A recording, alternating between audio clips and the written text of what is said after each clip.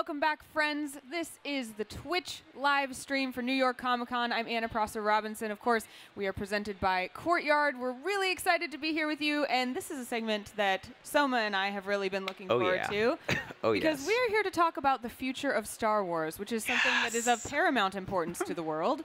And we're joined by Ryan, Amy, and Bryan. And could you guys maybe just go down the line, explain who you are, your affiliation with Star Wars, what you're up to here at New York Comic Con? Starting with you, Ryan. My name is Ryan Britt. I am a journalist. I write about science fiction. I've written for Tor.com. I've got a book coming out called Luke Skywalker Can't Read, coming out with a Random House on 11/24. Yeah, I've been writing about Star Wars and Star Wars fans, I guess, for years. You know, and I remember when I lost power in New York City when Star Wars was sold.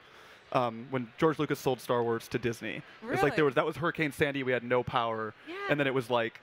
You know, so Star Wars is like always this storm in my life. I feel like, yeah. That's you. Sorry, that was a lot. No, you're good. I'm Amy Radcliffe. I write for StarWars.com, a freelancer, Star Wars Insider Magazine, and I freelance for sites like Nerdist and IGN and talk a lot about Star Wars for those places as well. So I'm immersed all the time. It's great. I'm Bryan Young. I also write for StarWars.com and Star Wars Insider, and talk about Star Wars a lot with Amy, no less, on the Full of Sith podcast. And I'm here because I write books also, so I'm promoting one of my books, a children's illustrated history of presidential assassination. Wow. Yeah, which is not Star Wars related, but I'd rather talk about Star Wars, actually. And I would like to be a Sith apprentice. I think that would be awesome. Help him out with that. Yeah, do you guys have any connections? I'm Force I'm sensitive. light side I'm a all good the guy. way, so Boo, I can't help you boo, there. and boo. You're dark side top to bottom, but you're... But I'm really a rebel. I'm in disguise.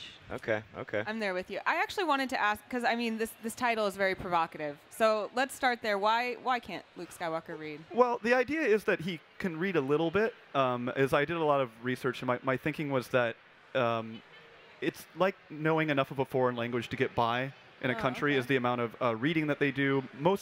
Everybody is using audio-visual stuff in Star Wars. No one texts. Right. And it seems like that they've been using audio-visual stuff for a long time, because the Jedi holocrons are like the main way they store data, and that's all TV. You know, it's all holograms. So the idea is that there's also, the journalism seems like kind of non-existent. You know, Padme has to go in person to plead her case. You know, You can't just send no a one's message. written a story about the blockade on Naboo, because no one would read it. So text-based communication is defunct. I would actually read it. Yeah, just like it's in our culture, we went more towards text with the internet. I think with Star Wars culture, they went the other way. Is sort of the idea. Well, and we do have lots of questions for you about the future of Star Wars. But before we get there, what kind of things do you guys write for StarWars.com? What are the kind of pieces we might see that come out from you guys? I do. The Star Wars fandom is tremendous and very engaged, and they take Star Wars and do incredible things with it. They make stuff. They just go out and create their own path. So I focus on fandom a lot and talking to them about the dioramas they make, or their custom guitars, or how they wait in line for hours and hours. Because I think that aspect of, like, Star Wars fans are I mean, I'm biased, clearly, but they're just a really positive, like, creative group. So I like highlighting them. Cool. For me, the beat I have regularly on StarWars.com, I do a column called The Cinema Behind Star Wars. So I take all of the cinematic influences that George Lucas and Dave Filoni and all the people who make Star Wars and what they distilled into Star Wars. So I'll write columns. My last one was about the classic film noir, The Third Man, and how they sort of adapted an episode of Clone Wars into that. But also, I read that piece. Yeah. Oh, yeah. That was wonderful. So stuff like that. And then for Star Wars Insider, I'll write, you know, like Amy and I both do lots of interviews and stuff for them. But the piece, which piece did you do this month? I did an interview with D. Bradley Baker, who is the voice of all the clones on the Clone Wars. And cool. Yeah, Awesome. my piece this month was about, I got to interview all of the model shop guys from the prequels. Cool. Because everybody says, oh, the prequels are all CG, but they actually made more models for The Phantom Menace than the entire classic trilogy combined. Oh, shit. No way. Yeah. Well, And right, so because that reflective stuff you couldn't do, right? No, on Padme's no. ship, right? Like that had None to of be, that. So they built Padme's ship was an actual, like, a 12-foot model. Yeah. Wow. I did So not cool. know So that. cool. Yeah. And that's exactly why I wanted to write it, because people just say, oh, it's all CG and sort of dismiss it, but that kind of robs a lot from what those guys did. And they did some amazing things that you'd think were just CG. We're talking about the past of Star Wars. Yeah. Oh, right. I got some questions for you Okay. guys about the futures. Not to cut you off, but No, it's cool. it's coming out of me, and I have to ask. We were actually discussing this last night. What is the new canon? Can you guys please tell everyone what is the new Star Wars canon? Yeah, no, I can do that. So after Disney's purchase of Star Wars, they decided that all of the books and the novels that had come out, because many of them had taken place after Return of the Jedi, Right. Yeah. they made them legendary. So if you think of Marvel Comics, it would be like the Ultimate line now versus the 616 line. Well, actually, with Secret Wars, that might have changed everything anyway. Comics might not be the best example. Yeah, no. But the idea is Really all of those complicated. things, all of those things are legendary now, so that all of the artists and writers working on Star Wars can draw from that from inspiration, but that's not what the story is. So everything that came out starting in April of last year, Yep. starting with the comic Darth Maul, Son of Dathomir, and every book, every comic that comes forward from that is part of the canon. Okay. As well as Clone That's Wars. good to know. All as right. well as Clone Wars, Rebels, and all 6 movies. Yeah, because Okay. I was under the impression it was only kind of the cinematic universe that was now going to be No, canon, but it that's Good includes. to know. Like they're Yeah. all united and presenting. They have a story group at Ah. Lucasfilm who kind of helps direct the universe and put authors and the movie maker, like everybody together to get them on the same page. There's a lot going on too. I mean, we're mentioning TV shows and movies and comics. How do you guys feel as kind of experts on Star Wars about how spread out Star Wars is going to be in this new canon universe?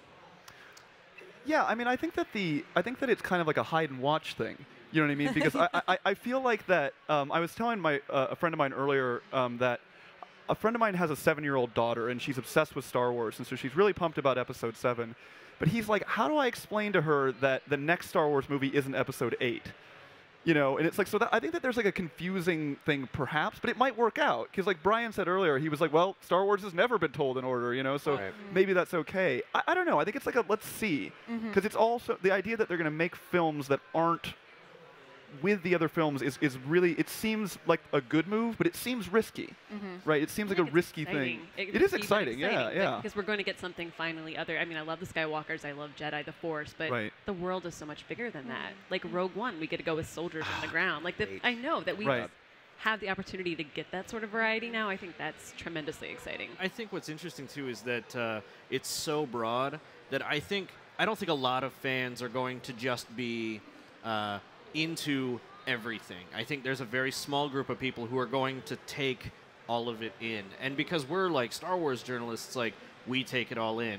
But a lot of people, like, they'll just be into games, and so Battlefront or Disney Infinity is going to be their entry point. Sure. For a lot of kids, TVs and cartoons are going to be their entry point, so they're going to dive into that. But for most people, it'll probably just be the movies. You know, the books, if they could make as much selling a book as a movie, then, you know, we'd have had a lot more Star Wars books. Right. Well, I think that Rebels is really exciting. You know what I mean? And I think that you know there are more hours of the Clone Wars than there are of the Star Wars films. You know what I mean? That's more Star Wars, and I think that Rebels is so. I like how it almost feels like a sequel to the Clone Wars. You know, 100%. and so that is really exciting to me is that they can have all these characters, and I was really suspicious of that. But I thought it charmed me so much, and I think I can't wait to see what happens in Rebels season 2. You know, like that's going to be awesome.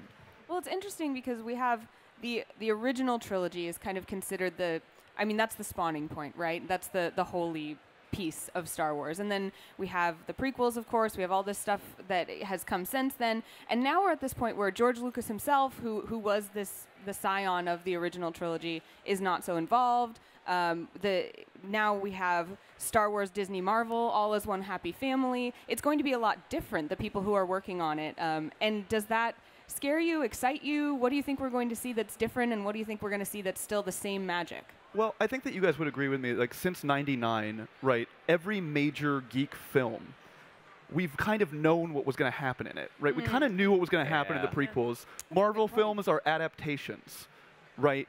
And, you know, Tolkien films are adaptations. Harry Potter movies were adaptations. The prequels, we knew what was going to happen. We don't know what's going to happen. We have no idea. And that's exciting.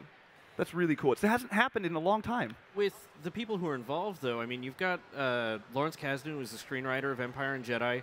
writing this movie with J.J. Abrams based on Lucas's ideas. The story group, by all accounts, they take everything George had done. I mean, he wrote 50 episodes with Ronald Moore and some other writers of a live-action TV series that we've never seen, but they're still relying on all of that as though it's happened in the universe. So it'll be a long time before we get out of George Lucas's influence on Star Wars. A mix of old and new, I think, on the horizon.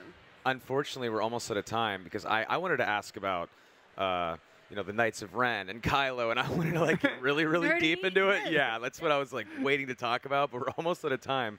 So can you guys tell us again all your websites, Twitters, Facebook pages, all of that fantastic stuff down the line, so everyone can go check out your stuff? People can find the Full of Sith podcast at fullofsith.com. I'm on Twitter at Swankmotron. And, nice, dude. Yeah, and you can find articles from me at StarWars.com and Star Wars Insider and BigShinyRobot.com. Awesome. I love Twitter. You can find me there, Amy_Geek, and I write for Nerdist.com, StarWars.com, and Insider, Star Wars Insider magazine. So yeah, buy the magazine. Gay print. Keep that going. Buy the magazine. I'm just Ryan C. Britt on Twitter, and I'm Ryan Britt writer for my website. And I write for Vice and Tor.com and all sorts of places. And get my book in November.